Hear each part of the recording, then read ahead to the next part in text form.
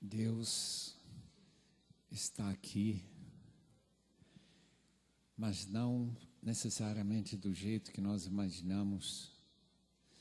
Ele está aqui habitando no meio do seu povo. Jesus anda no meio de sua igreja viva, não necessariamente este templo de alvenaria.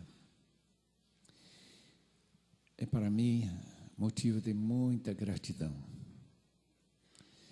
ter visto pessoas que têm os olhos de Jesus, têm a cara de Jesus e estão nesse processo de serem transformados na sua gloriosa imagem. Eu quero dar graças a Deus pelo privilégio de ter passado em Franca, uma cidade que eu nunca entrei antes, a não ser uns 3 dias atrás, e agora eu me sinto em casa em Franca. Se suas Bíblias estão na mão, por que não acompanhar um trecho da leitura em 1 de Pedro, aquele pescador transformado em discípulo, depois apóstolo e finalmente mártir. Mas no meio desses outros títulos, tem um título talvez favorito meu: escritor de 2 cartas da Bíblia.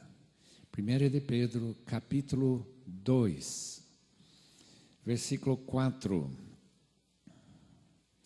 À medida que se aproximam dele, isto é, de Cristo, a pedra viva, rejeitada pelos homens, mas escolhida por Deus e preciosa para Ele, vocês também estão sendo utilizados como pedras vivas na edificação de uma casa espiritual para serem sacerdócio santo, oferecendo sacrifícios espirituais aceitáveis a Deus por meio de Jesus Cristo.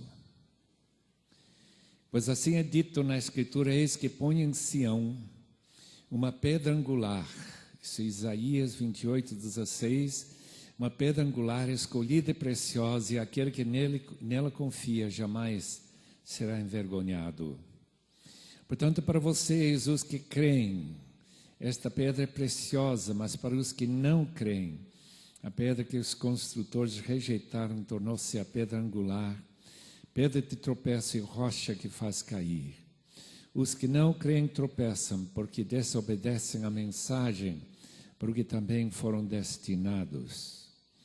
Vocês, porém, são geração eleita, sacerdócio real, nação santa, povo exclusivo de Deus, para anunciar as grandezas daquele que o chamou das trevas para a sua maravilhosa luz.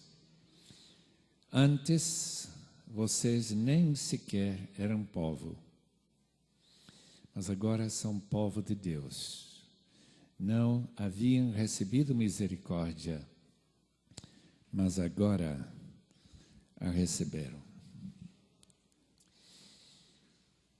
Quase todo mundo aqui já orou hoje, mas não faz mal orar novamente e juntar todos os nossos pedidos num pedido só. Eu lembro quem disse que Deus dá atenção a um pedido em conjunto de todo mundo pedindo a mesma coisa. Se nós somos o povo de Deus, se nós somos esta casa espiritual que está sendo construída em Franca, com certeza aquilo que mais interessa a Deus é ouvir essa petição esta manhã, que vai sair deste lugar e que vai ser atendido por Deus para a sua glória e não a nossa. Então, o que é que vamos pedir?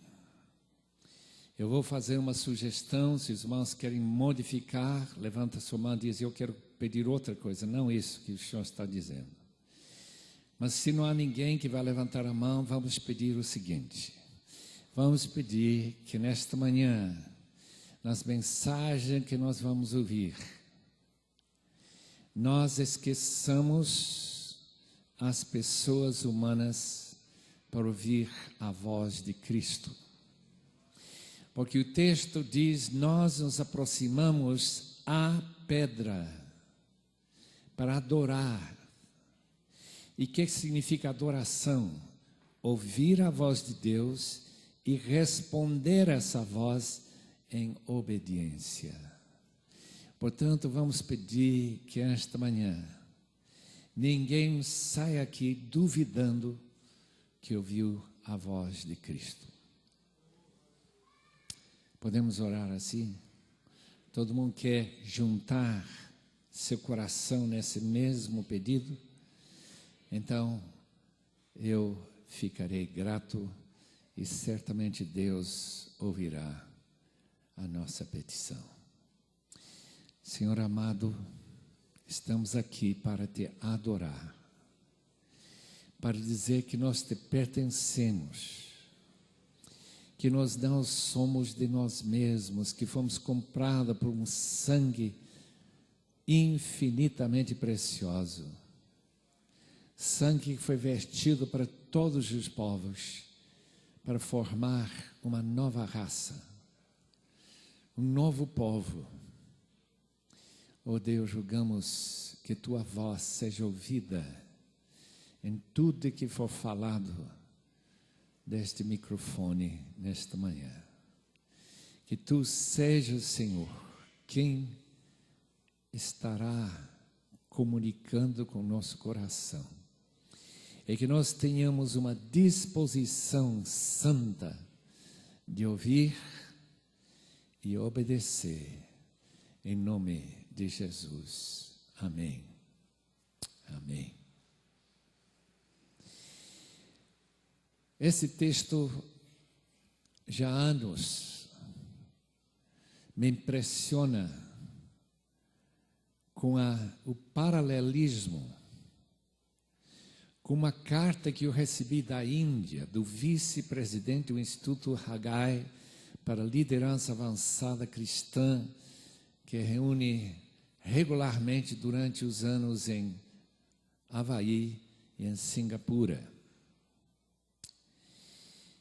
Essa carta do PKDLI sugeriu o seguinte, que toda entidade, empresa, companhia, igreja, todos que se unem com um propósito precisam de 3 coisas.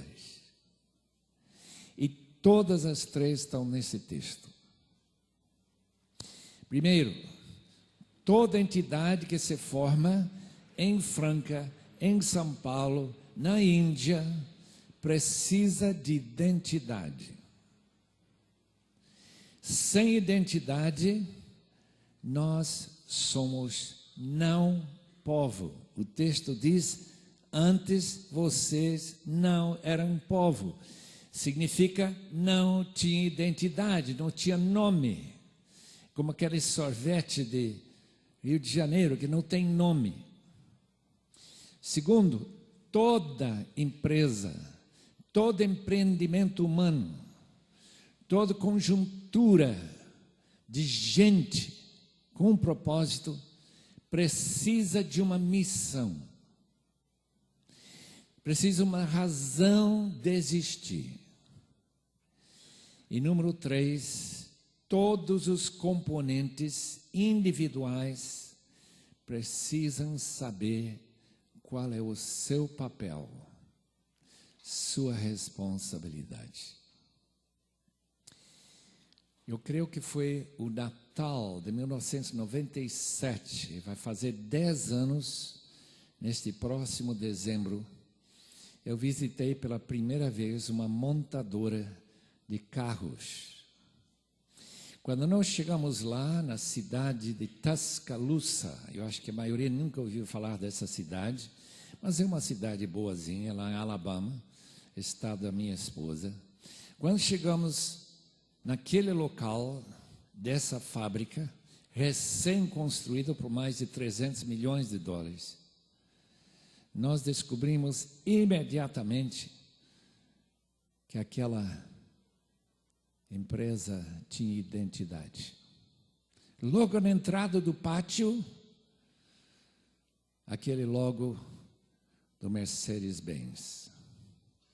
Não dá para confundir nada com Ford, Chevrolet, qualquer outra marca desgraçada, não. Só Mercedes-Benz.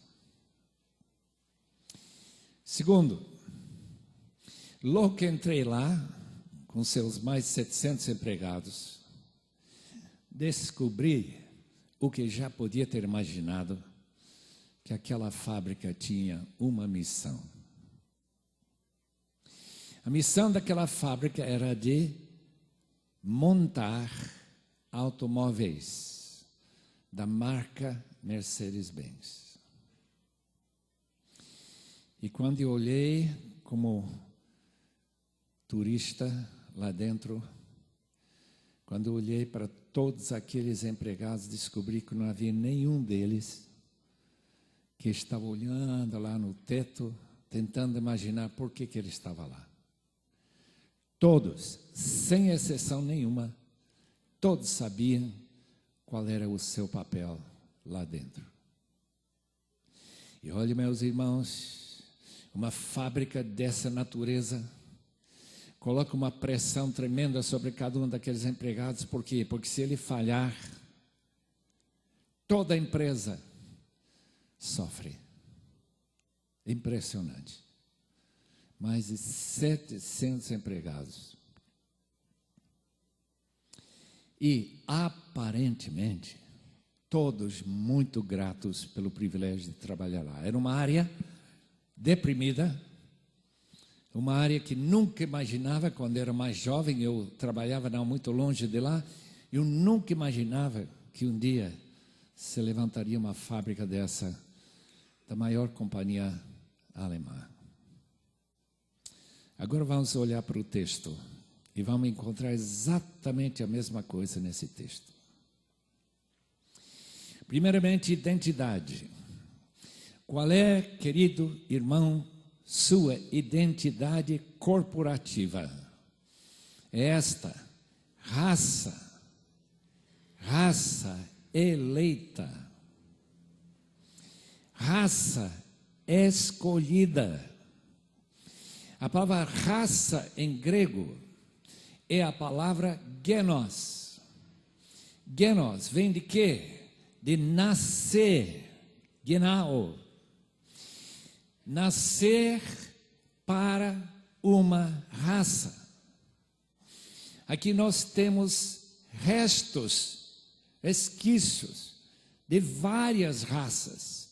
Essa cor da sua cara, da sua face, mostra antepassados que passaram para você, meu amigo, sua raça humana. Mas todos nós, sem exceção nenhuma, somos raça adâmica, que João Batista chamou lá em Lucas 3 de víboras. Aqui dentro não, meus irmãos, já mudamos a raça. Por quê? Porque nascemos de novo, por isso que somos raça eleita. Essa é nossa identidade. Quando alguém escolhe, faz uma seleção de jogador brasileiro para jogar na seleção, ele se torna uma raça escolhida para jogar e representar o Brasil na Copa do Mundo. Primeiro, nossa identidade racial é sermos eleitos por Deus antes da fundação do mundo para pertencer a Deus. Lá fora, pessoas que rejeitaram este evangelho, Jesus disse, são filhos do diabo. É uma triste distinção única que existe na população do mundo inteiro: raça do diabo e raça eleita por Deus, eleita por Ele para uma finalidade. Tal como todos aqueles empregados do Mercedes-Benz e Tuscaloosa, todos estavam lá com uma finalidade para servir essa companhia, os seus interesses. Número 2, sacerdócio, versículo 9. Os irmãos estão vendo lá na sua Bíblia? Segunda característica desta entidade de identidade é sacerdócio real. O que significa sacerdócio? A Igreja Católica nos ajuda aqui. A Igreja Católica cria todo tipo de pontífice. Pontífice significa ponte. Ponte entre Deus e os homens. Sacerdócio. Cada pessoa aqui é ponte Deus, humanidade.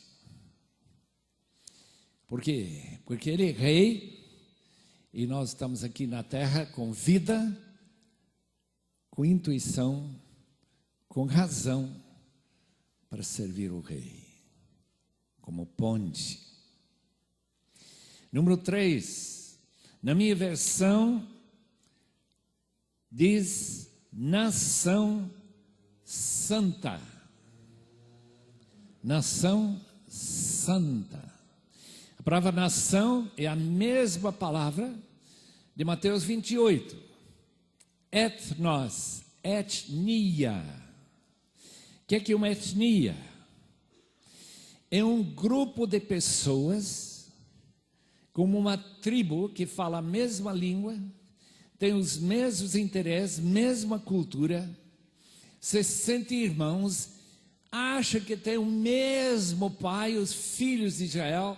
Eu já fui para Jerusalém, já descobri, tanto em Nova York como em Jerusalém, São Paulo, judeus se sentem uma etnia, não importa onde eles moram, eles têm a identidade de uma etnia, e de fazer discípulos de todas as etnias. Deus tem um grande interesse nas etnias do mundo. E como já disse, no dia 12 foi entregue a Bíblia Chuk São Mateus, uma etnia guatemalteca, tem 23 diferentes línguas no país, de 23 diferentes etnias, tem etnias espalhadas pelo mundo inteiro, mais de 20 mil etnias, inclusive uma etnia que eu tenho compromisso de orar por eles, Itelmen. Não sei quase nada sobre essa etnia, só sei que existe. Etnias, tribos, povos, culturas. E o texto diz, Apocalipse 5:9, que Cristo comprou com seu sangue os que saem de todas as etnias do mundo. Mais de 20 mil etnias. E finalmente nossa identidade, e essa última descrição da nossa identidade é mais gloriosa de todas. Somos um povo exclusivamente de Deus. Essa palavra exclusiva, às vezes traduzida como preciosíssima, significa algo relacionado com a aliança que Deus fez conosco, quando Ele decidiu casar seu Filho com a noiva, a Igreja de Cristo. 4 diferentes descrições de nossa maravilhosa identidade. E o Brasil tem um cartãozinho para mostrar que você é você. Cada vez mais, neste mundo com terroristas secretos que funcionam subterraneamente, a gente tem que ter uma identidade. Eu dou muitas graças a Deus nesta manhã, que minha identidade não é de ser brasileiro, americano, qualquer outro, nem boliviano, onde eu nasci, mas que eu pertenço a uma etnia divina, escolhido, raça eleita, sacerdócio real, nação santa, povo exclusivo de Deus. Não há nenhuma confusão no computador celestial de quem é desta raça, desse sacerdócio, desta nação, deste povo. Meus irmãos, nesta manhã, você não conhece sua identidade, não tem nenhuma marca de quem é você. Se você não tem isso, eu quero parar agora com uma parêntese e dizer: não saia desse lugar antes de que você se entregue e tenha sua identidade marcada lá no céu. Porque nada mais triste, mais trágico é chegar na porta do céu e descobrir que seu nome não está no computador celestial, que você não tem um cartão de identidade. Eu sou de Cristo. Eu sou pedra viva. Eu estou unido a Cristo pela fé, pela confiança, absolutamente confiado de que Ele me salvou, que Ele morreu no meu lugar e os meus pecados foram lavados no seu precioso sangue. Você tem marca? Qual é a marca dessa nova etnia? Amor a Deus e amor às pessoas perdidas. É ter uma missão. Uma missão quer dizer um propósito que sobressai sobre todos os outros propósitos na vida. Cada pessoa aqui tem 100 propósitos. Um deles é ficar vivo hoje. Portanto, você está respirando. É ficar com energia. Portanto, vão comer hoje. Se não comeram ainda, vão comer ainda. Seu propósito é comunicar com os outros. Então, utilizar sua língua e assim por diante. Tem 100 diferentes propósitos. Mas tem um propósito que sempre está por trás dos outros, tal como era naquela fábrica do Mercedes-Benz. E qual é esse propósito? Versículo 9, segunda parte. Escuta bem como Pedro escreveu: vocês, porém, são geração eleita, sacerdócio real, nação santa, povo exclusivo de Deus, para anunciar as grandezas daquele que o chamou das trevas para a sua maravilhosa luz. Alguém perguntou a Francisco de Assis, o famoso São Francisco, porque Deus tinha escolhido a ele. Ele tem uma resposta muito boa. Ele disse: porque Deus não encontrou outra pessoa tão ruim como ele. Deus queria pessoas mais ruins para fazer a sua nova etnia, para mostrar a sua glória. Claro, a transformação tão radical de pessoas ruins transformadas em pessoas santas, nação santa. Mas eu queria melhorar a palavra de São Francisco e transformá-la na palavra de Pedro. Fomos eleitos, nova raça. Fomos separados numa nova etnia, com uma nova identidade. Somos povo exclusivo para quê? Para proclamar as grandezas daquele que nos chamou das trevas para a sua maravilhosa luz. Meus irmãos, entenderam isto?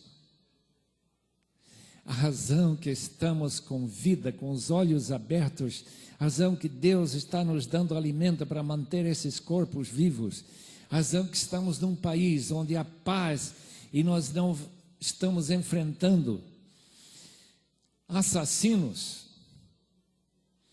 a razão que sobrevivemos a acidentes como aquele que aconteceu esta semana passada, é para que nós proclamemos as grandezas daquele que nos chamou das trevas para a sua maravilhosa luz.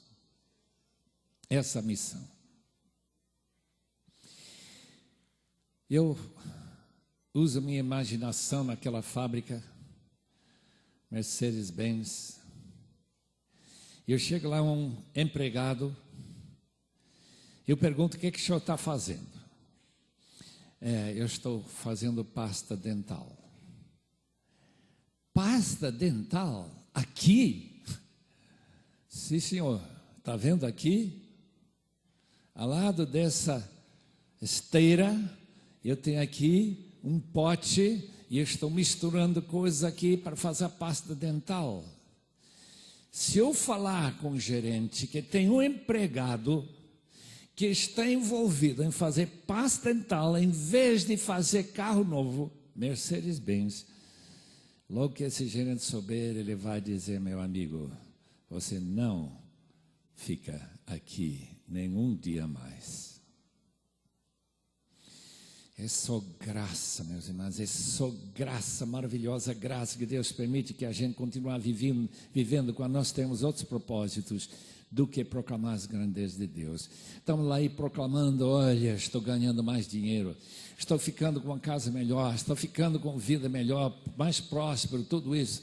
Não, meus irmãos, estamos aqui para proclamar dia e noite as grandezas, as virtudes daquele que nos chamou das trevas e nos deu um propósito na vida: é exaltar nosso noivo. Eu tento imaginar como seria ser um Sheldon Van Auken. Sheldon Van Auken ficou ao lado da sua esposa moribunda há muitos anos já atrás, talvez 40 anos atrás, e depois de anos e anos ele escreveu, lembrou de todos os dias que nós vivemos juntos, todos. Era uma pessoa absolutamente obcecado por amor àquela mulher. Eu nunca li nada semelhante. E como ele era crente, ele chegou à conclusão que Deus tirou sua esposa, acho que foi com câncer, porque ele estava idolatrando aquela mulher, em vez de proclamando as grandezas do seu Senhor. Eu quero apenas dizer, se tem uma pessoa apaixonada por um homem ou uma mulher, essa paixão é maior por ele do que para Cristo, você precisa se arrepender e dizer: Senhor, muda minha mente. Eu quero, como Jesus ensinou a seus discípulos, quem ama a sua família mais do que a Cristo, não é digno de mim. Oh, meus irmãos, temos que amar a família. O pastor Ben-Hur deixou isso muito claro, mas sempre em segundo lugar. Nosso propósito na vida é glorificar, adorar, exaltar e proclamar as grandezas daquele que nos chamou das trevas para a sua maravilhosa luz. Número 3, agora temos que chegar ao trabalho individual de cada um. Todos nós temos um papel dentro da fábrica de Cristo. Todos nós temos dons, habilidades, preparo, conhecimento de línguas, conhecimento de qualquer coisa que torna você diferente do seu irmão ou irmã. E todos somos diferentes. Não tem ninguém aqui parecido a outra pessoa. Muito parecido. A não ser que sejam gêmeos. E esses são gente bem estranha mesmo. Pode dar uma confusão tremenda quando você é tão parecido a outra pessoa que todo mundo confunde sua identidade. Já soube de um irmão que foi acusado de ser adúltero porque estava com outra mulher, mas era o irmão dele, com sua própria mulher. Encontrou ele no avião e começou a falar para ele: sabe quem eu vi? Fulano de tal com outra mulher. Não, meu amigo, isso é a esposa daquele irmão gêmeo igualzinho. Não dá para notar a diferença, mas não vejo ninguém assim aqui, graças a Deus.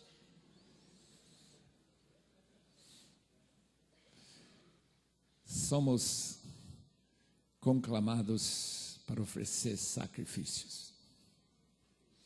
Deixe-me ler de novo, versículo 4 e 5. À medida que se aproximam dele, e esta manhã, todo mundo que voltou para a igreja aqui esta manhã, está se aproximando de Cristo para ouvir a voz dele.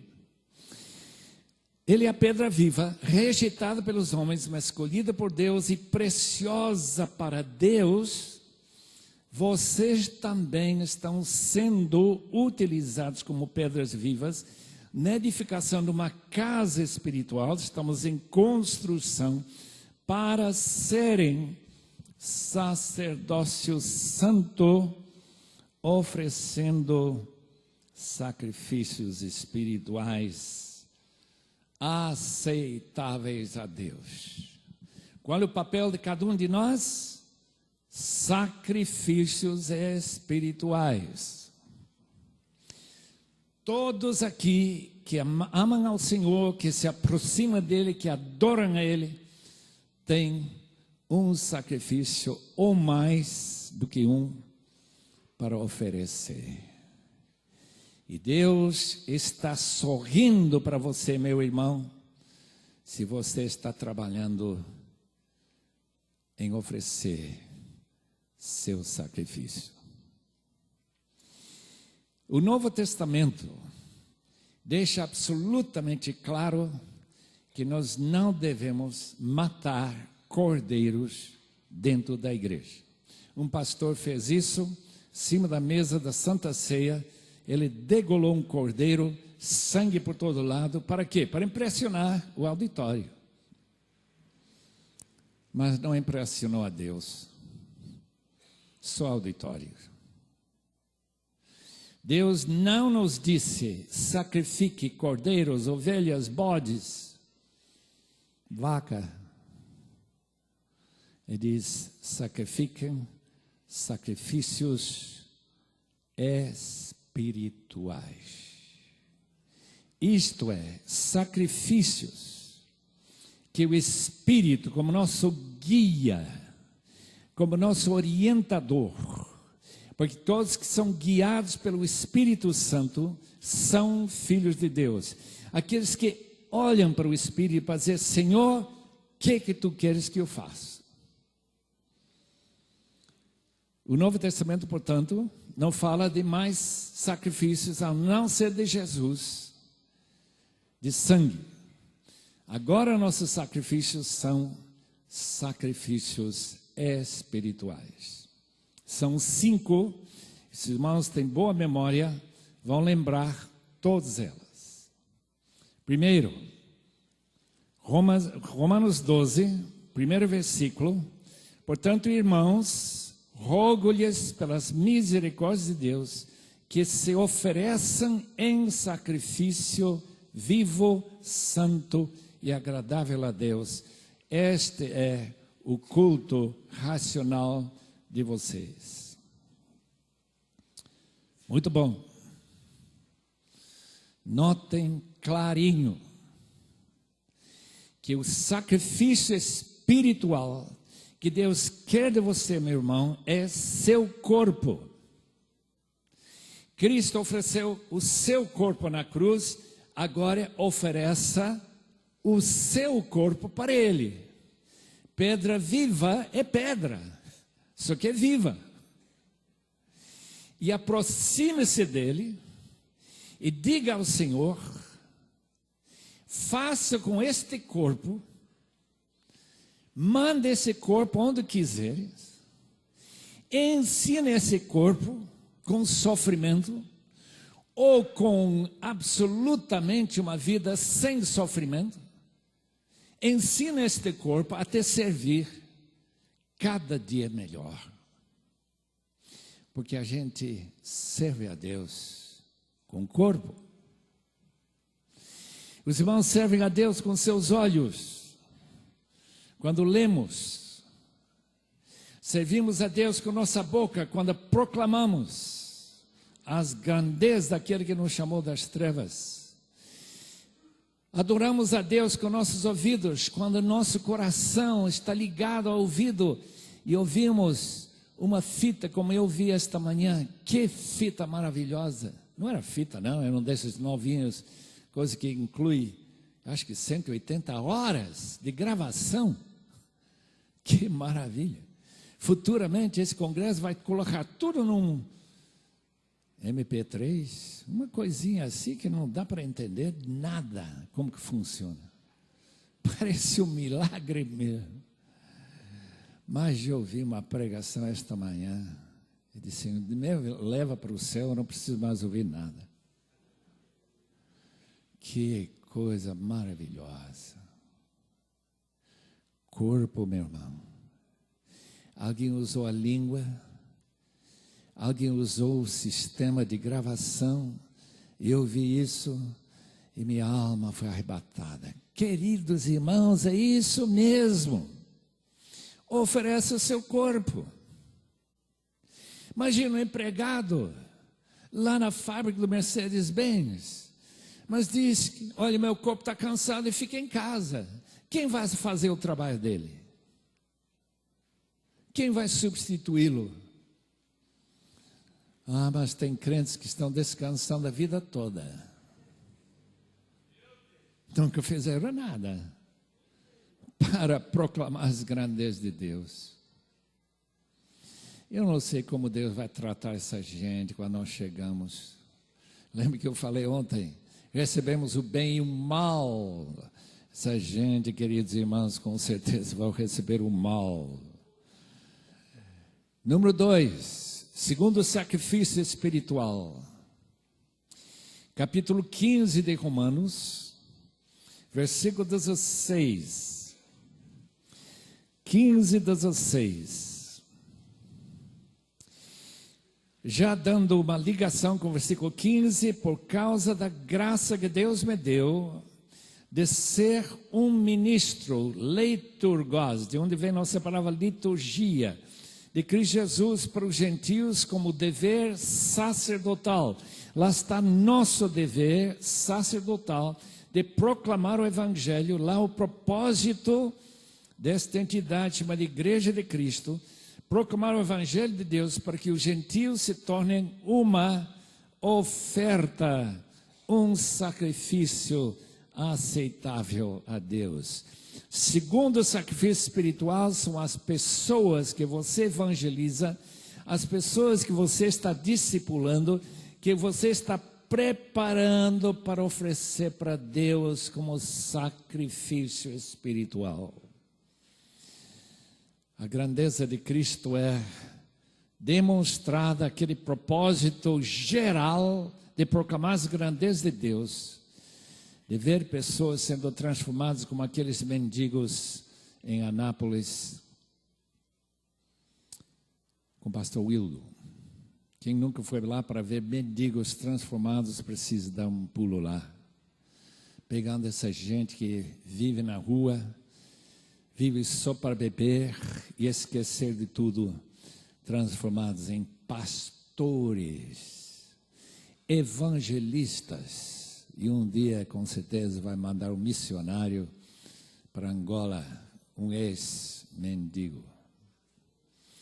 Sacrifício espiritual são pessoas que você, pela graça de Deus, arranca do lamaçal do pecado, da prostituição, das drogas, de toda espécie de pecado e diz: Senhor, aqui está meu sacrifício, fulano de tal. Nós temos mães aqui que estão preparando seus filhos para ser missionários. Isto é sacrifício espiritual. Da maneira que a Bíblia manda, glória a Deus pelas mães. Todos nós, 4 filhos, criados em várias cidades da Bolívia. A nossa mãe, Dona Adela, sepultada em Cochabamba, orava por todos nós, oferecendo-nos a Deus como sacrifícios antes de nós nascermos. E toda a sua vida, eu lembro dela de joelhos, orando por nós. Meus irmãos, se nós tivéssemos desviado, a gente teria uma consciência tão pesada que não conseguiria viver. E todos têm tentado servir ao Senhor de melhor maneira possível. Mamãe, cuidadosamente oferece seu filho como sacrifício vivo. Número 3, dá um pulo em Hebreus, capítulo 13. Terceiro sacrifício. Versículo 15. Hebreus 13, 15. Por meio de Jesus, portanto, ofereçamos continuamente a Deus um sacrifício de louvor, que é fruto de lábios que confessam o seu nome. A dona Florência, minha tia, era assídua membro da Igreja Assembleia de Deus em Filadélfia.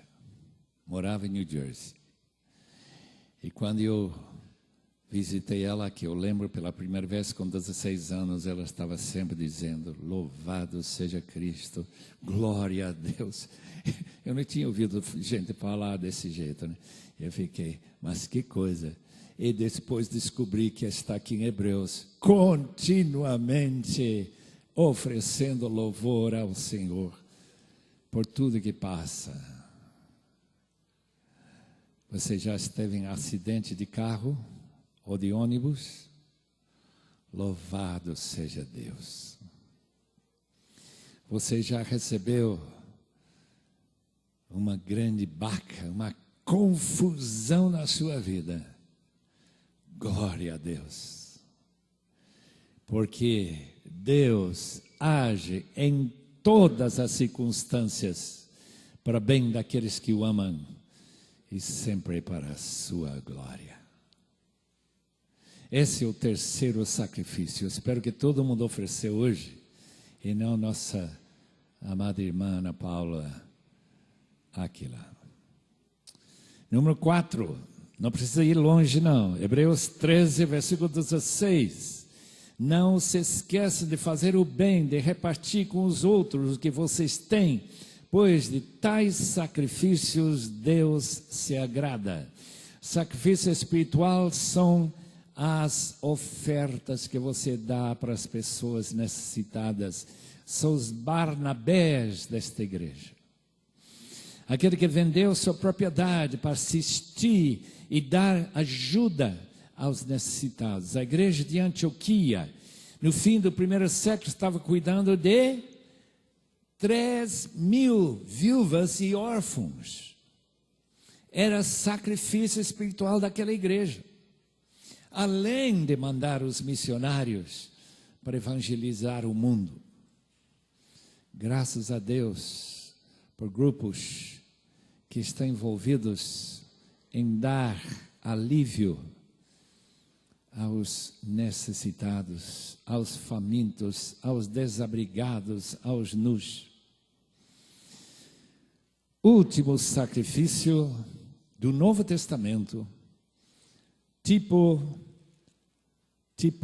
espiritual. Filipenses, capítulo 4, e versículo 18. Eu tenho ouvido esse versículo aplicado tantas vezes, uma situação que não cabe dentro desse versículo. Deixe-me ler o versículo 18 de Filipenses 4. Todo mundo acompanha na sua versão. Recebi tudo. Paulo estava na prisão, talvez em Éfeso ou em Roma. E o que tenho é mais que suficiente. Estou amplamente suprido. Agora que recebi de Epafrodito os donativos que vocês enviaram, são uma oferta de aroma suave, um sacrifício aceitável e agradável a Deus. O meu Deus suprirá todas as necessidades de vocês de acordo com as suas gloriosas riquezas em Cristo Jesus. Ele vai suprir as necessidades, mas somente daqueles que sacrificam financeiramente para sustentar missionários. Deus enviou seu filho,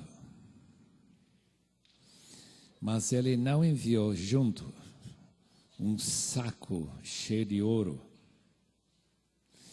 Ele nasceu como qualquer criança, sem nada, sem conta bancária, sem dinheiro nenhum. E através das mãos de José e Maria, e depois através de gente como aquelas mulheres de Lucas 8, Jesus foi sustentado junto com os seus discípulos com ofertas sacrificiais. Essas ofertas manteve Jesus vivo até chegar na cruz. Se ele não tivesse comido, se ninguém tivesse dado nada para ele, Jesus podia ter morrido de fome, mas não aconteceu.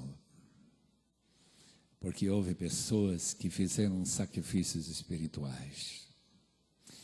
Meus irmãos, tem muitos brasileiros que querem chegar no campo para servir ao Senhor. Tem chamado, tem interesse em proclamar as boas novas, mas nós estamos segurando nossos reais e dizendo: são meus, são meus. Mas nossa identidade mostra que não são meus. Se eu entreguei meu corpo a Deus, meu dinheiro não é meu, é de Deus. Eu preciso saber sempre o que Ele quer fazer com aquilo que é seu, mas que eu sou mordomo, eu sou administrador somente.